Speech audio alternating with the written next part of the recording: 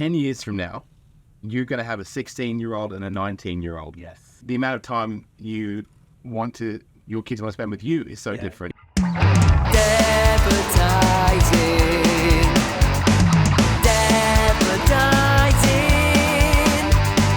Little dads doing the thing, running business while raising kids. Dadvertising.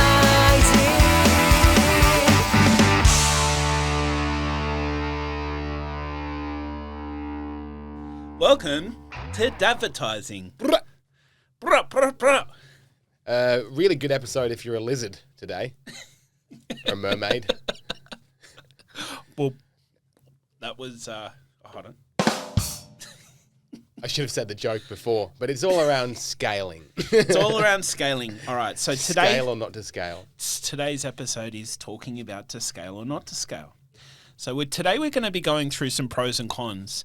Now, what would you say, like, let me ask you this. We have not looked up the dictionary definition of scale because scaling can be different to a lot of different people. What's your definition of scaling?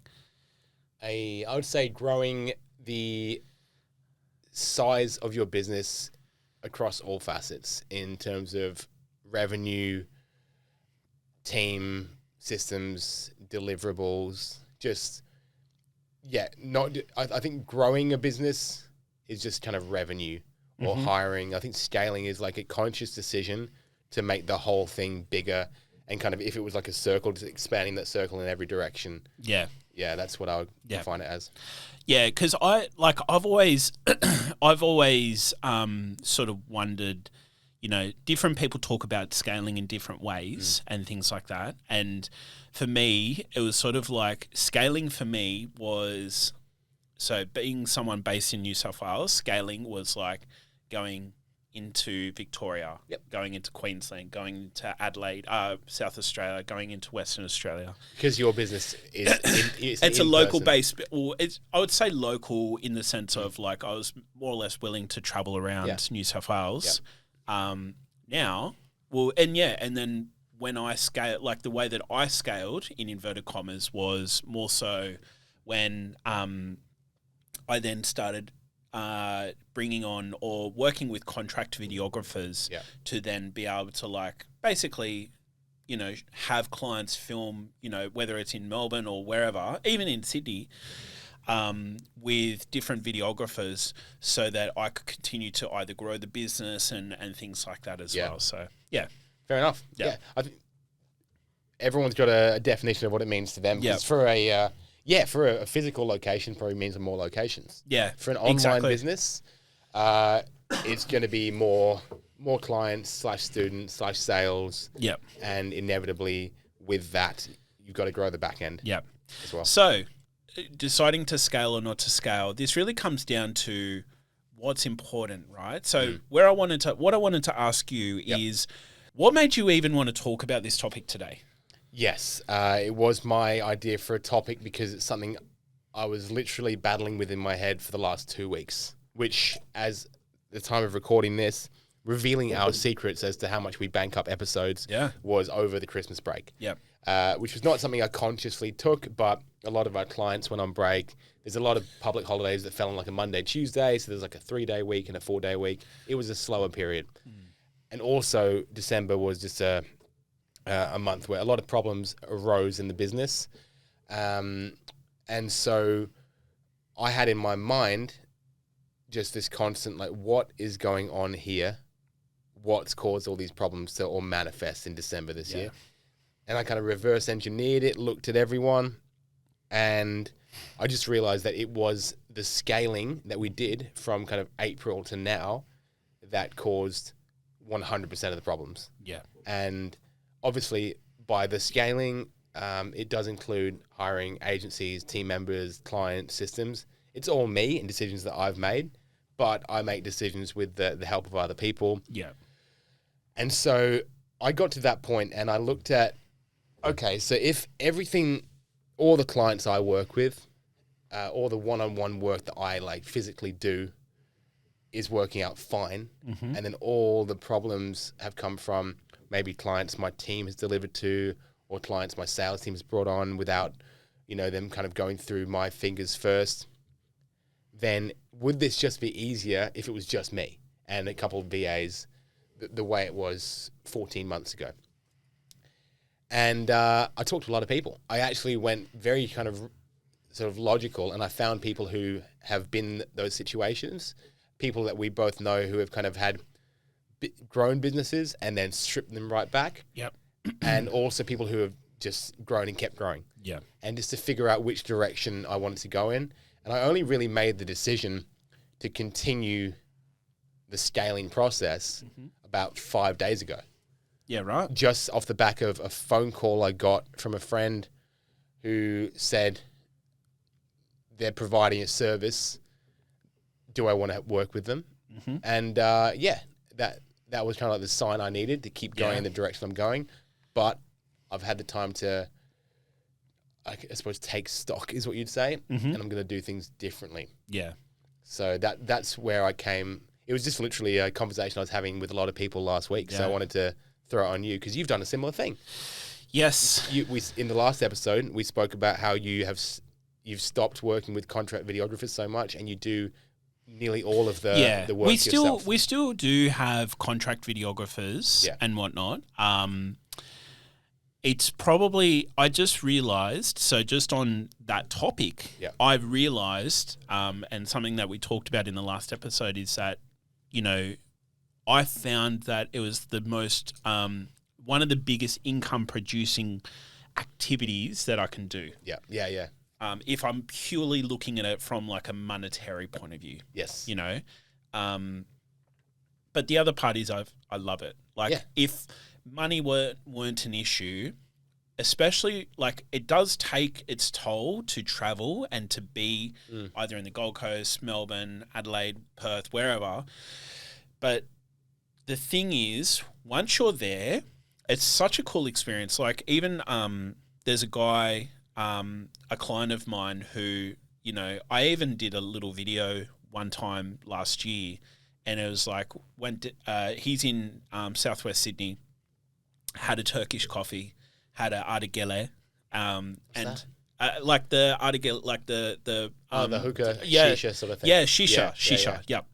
And so it's like apple tobacco or whatever. And the classy man's for a white Australian who's very grew up in Penrith, very like obviously not extremely cultured.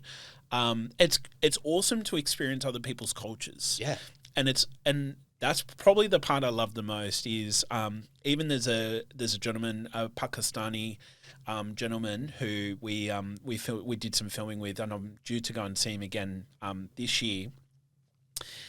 Even like just some of the treats and the sweets and things like, you can tell I'm a little fat kid who loves sweets and things like that. But smoking and sugar. Yeah, exactly. Yeah, my my crutch when it comes to those things. But anyway, all I'm trying to say is I really enjoy getting to experience, like it's my way of almost like traveling and get to experience other people, like walking into someone's home or walking into someone's environment and seeing and how they do things. And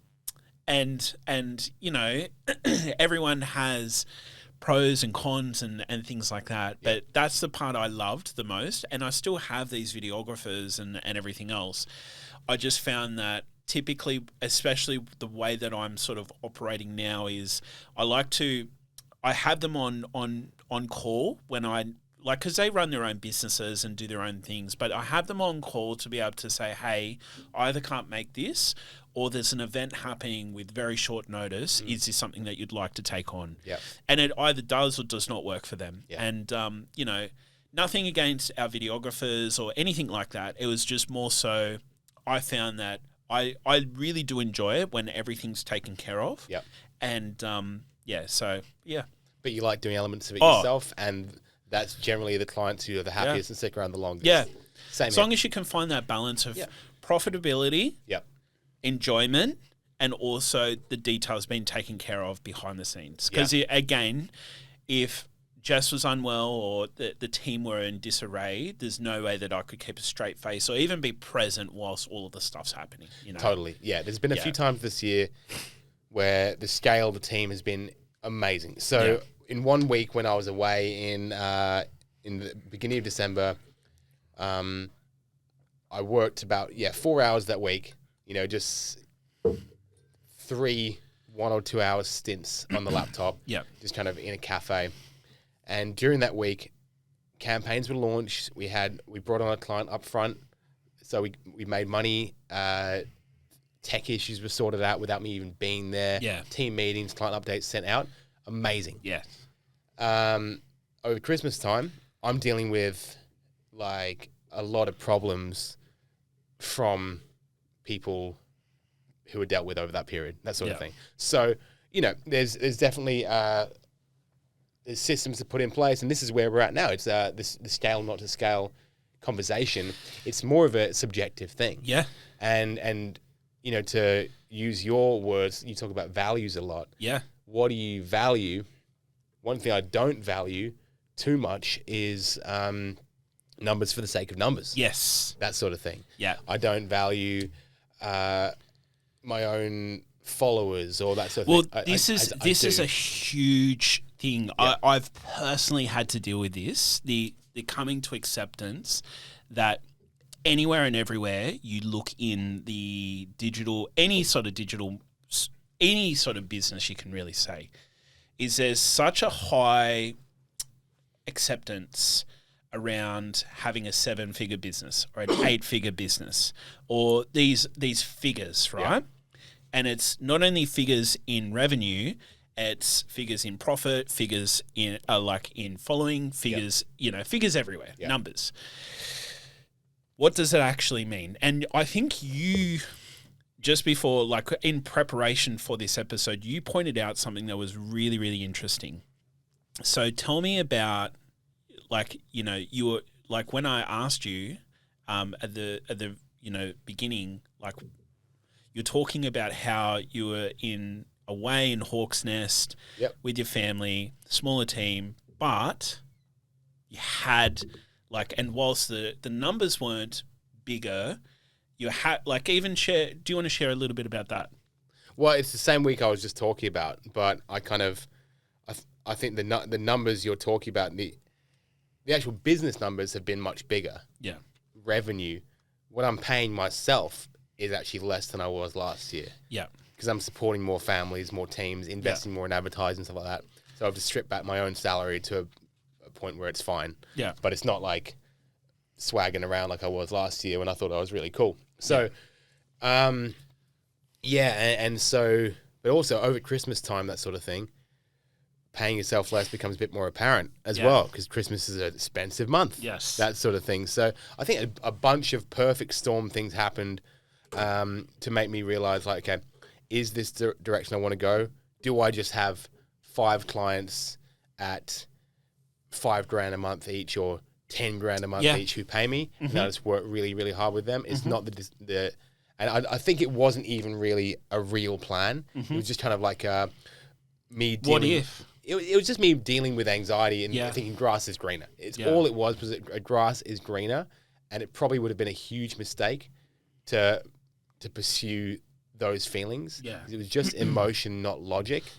But in doing it, it made me really realize where problems come from and take steps to fix them. And I feel like I've taken the foundational steps towards every one of the issues, which now mean we're going to be set up a lot more for scaling, which is something that I'm nervous about, but ultimately I believe is the right decision. You're not going to know until you start to break things and either rebuild or decide, no, this is not what I want anyway. Really good, like, just on this, obviously, this topic, I had the opportunity where I was working with a really cool business coach who basically sat me down and, like, I had my biggest month ever. Right?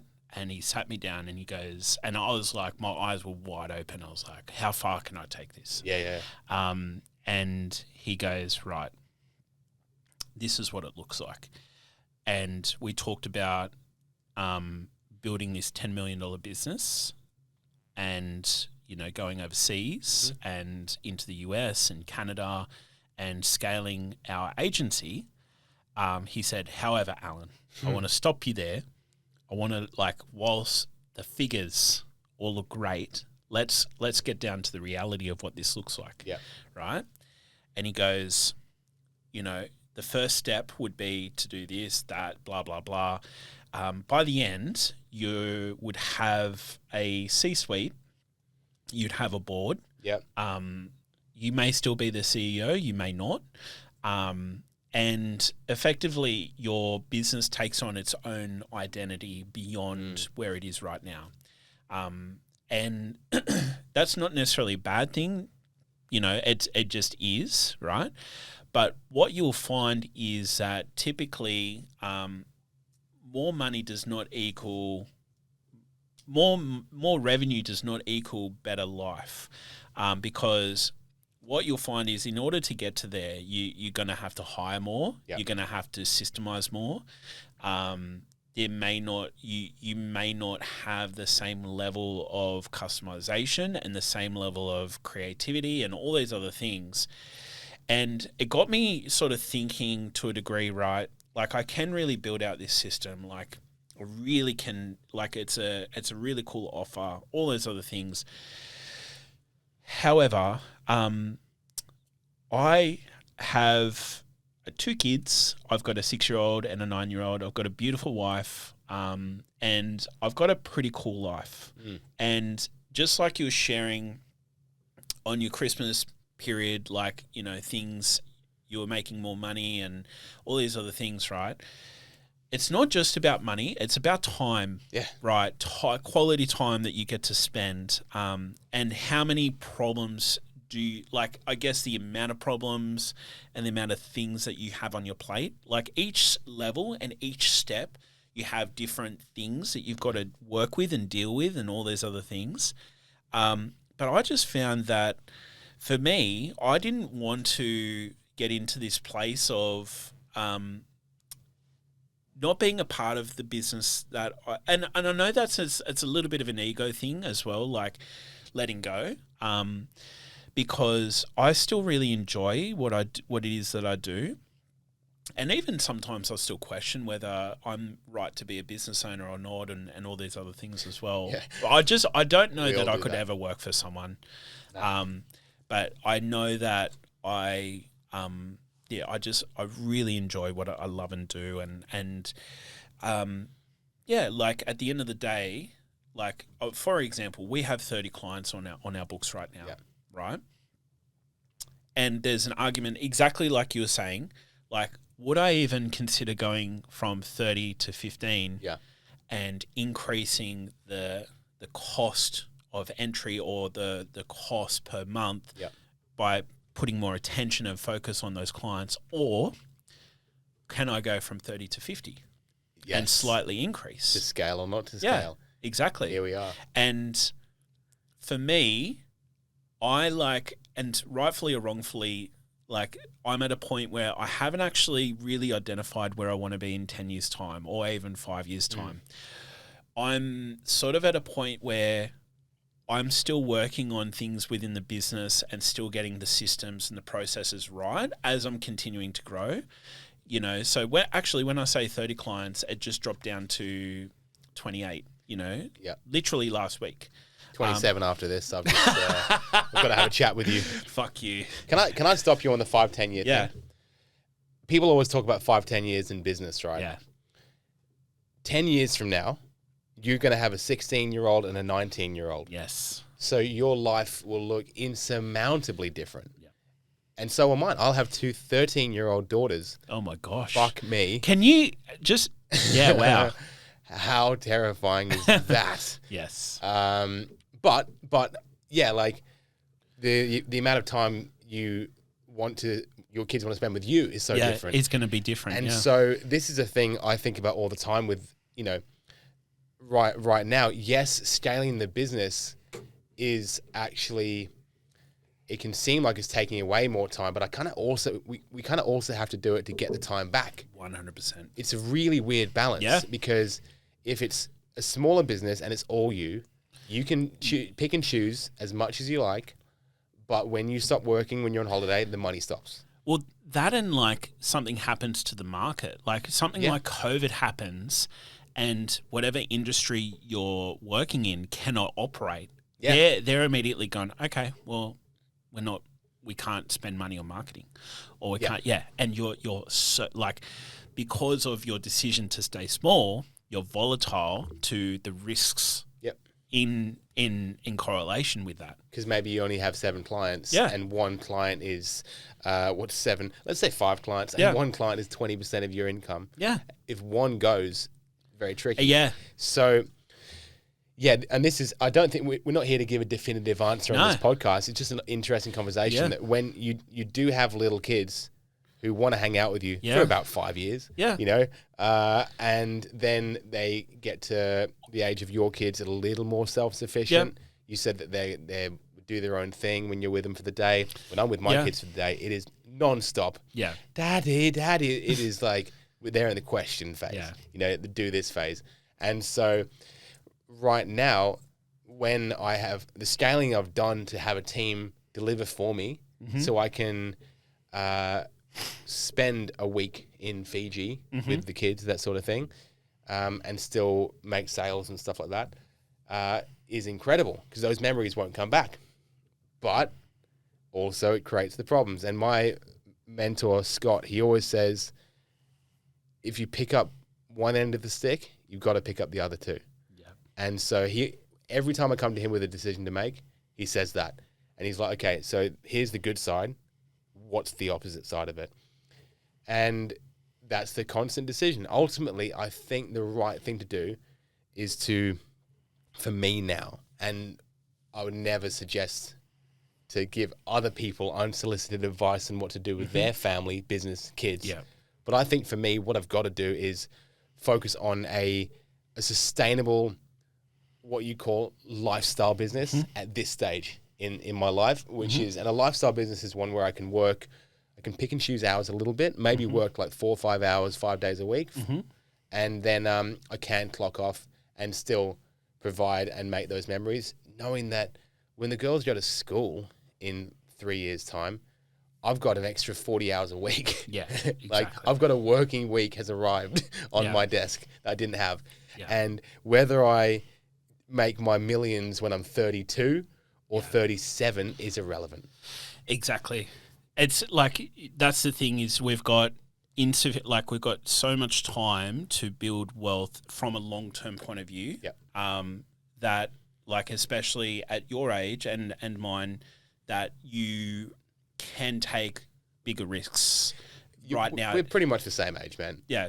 You what, 36? 36. Yeah. Yeah. You made it sound like you're my dad or something. No. I thought you was, for some reason, I thought you were still in your 20s. You're 32? I'm 32, yeah. Yeah, 32. Yeah. So 4 years apart. So. Good mates, me and Alan. Yes. We know all about each other. Child. You child. No. But yeah, exactly right. So. Yeah, and I think, there's so many impacts, and I think you're exactly right. It's looking at how much time are you going to have with your kids, how much time are you going to have with the people that you love, because there will come a time where they don't want anything to do with you, you know. Yeah. Or you'll only see them at Christmas time or, a couple of key times during the year because they're going off living their lives and whatnot, especially if they're not living local and all those other things. But... heartstrings, but you still have to pay for that time off. Exactly. It's a funny thing. Yeah. My wife gets paid for 2 weeks or 4 weeks when she's off work because she has a full-time job. Yeah. Amazing. Yeah. If the kids want to take a day off, if we want to go to the zoo on the kid's birthday, she has to ask someone if she can do that. Oh, really? Yeah. So as you do, you got to ask your employer. Yeah. I have to do it, but the repercussions are bigger on me. The whole thing's a minefield, Alan. Yeah. Every day is just a new freaking seesaw to balance out, isn't it? Yeah, absolutely. And just the scale or not to scale is just a relatively big seesaw. Yeah. There's small ones every day, but that one's huge, and it's the direction of your entire business and life, but it comes down to what you talk about. Yeah. Values. Well, that's exactly right. You're understanding your values and then also understanding exactly what it is that you want, but also I think the most important part is especially in this today's day and age, is don't get caught up in what other people have. Just love your life. What's that? Yes, What was that? There's from the oh god, I can't even quote the Instagram account. There's a Vietnamese lady who rips on her husband. Her husband created this channel. Brilliant. And yeah, he always does things to upset his wife. God, someone in the comments, please remind me of the account because I love it. How good. But she's Vietnamese, and he does. She calls him fat, and he does things to intentionally disrupt because she goes off a rocker. But she always says, do you want to die? Love your life. Brilliant. Sorry. Anyway, quote from that. Well, it is a good quote, and I think potentially the lie, I believe it's a lie that we're spoon-fed by the online social media comparing everyone industries that you must love every second of what you do so you never work a day in your life. No, that's bullshit. That sort of thing. That's bullshit. Do a job you love and you'll never work. But business sucks. You love filming. Yes. I love writing and graphics and talking to people. We both love podcasting and relationships. Yeah. Business is boring, man. Like, and there's some parts of it you love, some parts of it. Sometimes, and exactly right. Like sometimes the more boring your business will become, the more profitable it can become as well. Totally. Yeah. And that's when you get those existential crises coming in. What's this all for? You know? Exactly. And so I was having them in the pool in Fiji. We just did like our biggest month ever was actually while I was on holiday in like a 5-star resort in Fiji. I was like, how good's this? I've done it. Yeah. I've freaking done it. And then I was just like, what's it all for? You know, what's it all for? And those thoughts come in.